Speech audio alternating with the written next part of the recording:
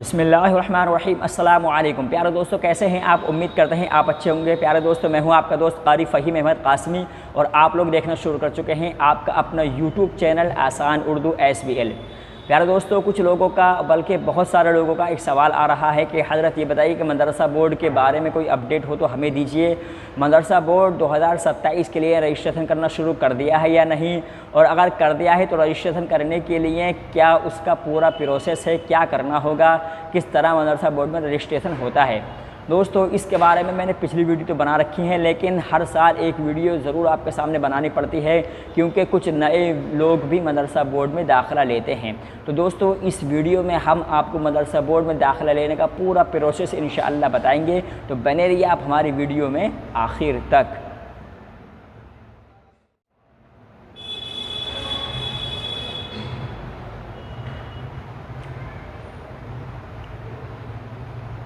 तो मोहतरम अज़ीज़ दोस्तों, अगर आप बिल्कुल नए हैं और मदरसा बोर्ड में दाखिला लेने की सोच रहे हैं और आप मुंशी या आलिम करना चाहते हैं या मुंशी या मौलवी या आलिम करना चाहते हैं, तो आप किसी भी स्कूल से हाई स्कूल की मार्कशीट हो या कि 8वीं की मार्कशीट हो, मार्कशीट होना आपके लिए ज़रूरी है। अगर आप बिल्कुल नए हैं और आप मदरसा बोर्ड में दाखिला लेना चाह रहे हैं तो आपके पास 8वीं क्लास की कम से कम मार्कशीट होनी ज़रूरी है। 8वीं क्लास की मार्कशीट आपकी लगेगी, आपके वालिद और वालिदा का आधार कार्ड लगेगा, आपका आधार कार्ड लगेगा और आपको एक शपथ पत्र यानी कि एक एफिडेविट बनवा करके अपने नज़दीकी मदरसा बोर्ड के सेंटर पर जा कर के और 2 फ़ोटो लगाने के बाद में आपका रजिस्ट्रेशन हो जाएगा और आपसे हाथों हाथ फ़ीस भी ले ली जाएगी।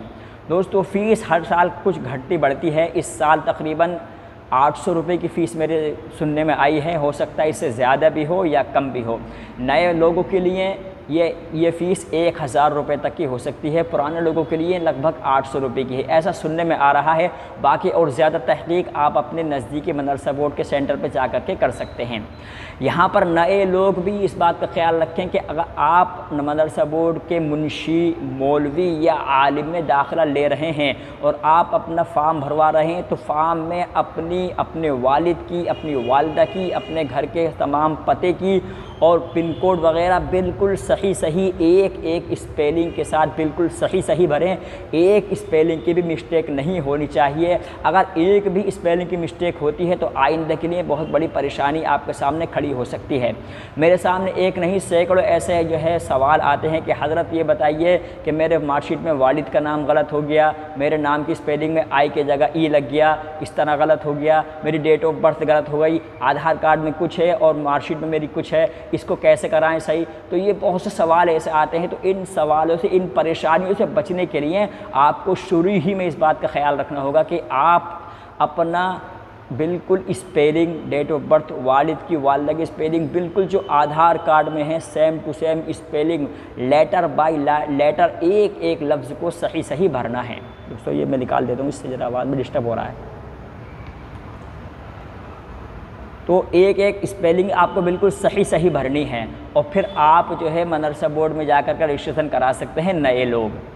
ये तो नए लोगों का रजिस्ट्रेशन हो गया। इसी तरह पुराने लोग जिन्होंने 2026 के अंदर मुंशी या मौलवी पास किया है या किसी ने आलिम पास किया है, वो आगे के लिए दाखिला लेना चाहता है और मुंशी और मौलवी वाले यानी सेकेंडरी और सीनियर सेकेंडरी वाले जो जब दाखिला लेना चाहते हैं तो आपको अपने जो इस साल की मार्कशीट 2026 की ही उसका आपको प्रिंट निकलवाना है। आप अगर उसमें पास हो गए हैं तो आप आलिम के लिए रजिस्ट्रेशन कर सकते हैं।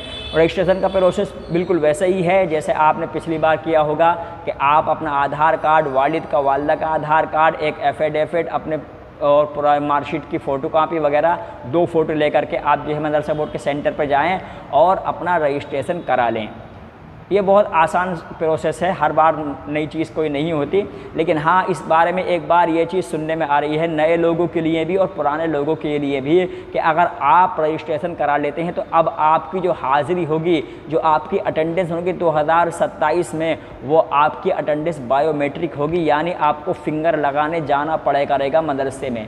अभी तक इसका प्रोसेस खैर अभी शुरू नहीं हुआ है, लेकिन हो सकता है आइंदा जल्द ही जो है इसका प्रोसेस शुरू हो जाए कि आपको हाज़िरी लगाने के लिए आपको फिंगर लगाना अब ज़रूरी हो गया, या यानी बायोमेट्रिक हाज़िरी आपकी अटेंडेंस लगेगी।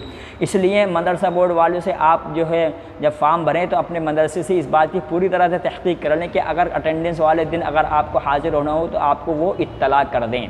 और मोबाइल नंबर आप अपना वही रखें जो आपके पास हमेशा चालू रहता है। ऐसा ना हो कि आपके मोबाइल नंबर आप चलाते कोई और हैं और आपने नंबर कोई और दे रखा है।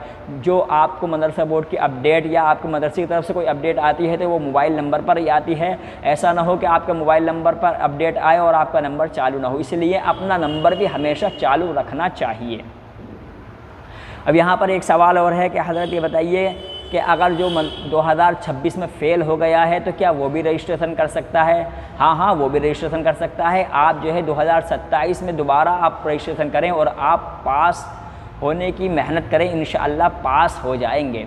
और दोस्तों यहाँ पर मैं अपनी तरफ से एक बात और आपको बताता चलूँ कि आजकल हुकूमत भी मदारिस को लेकर के बहुत ज़्यादा क्रिटिकल हो गई है। तो आप किसी ऐसे मदरसे में जा कर के रजिस्ट्रेशन ना करवा लेना है जो जिसकी मान्यता ही ना हो।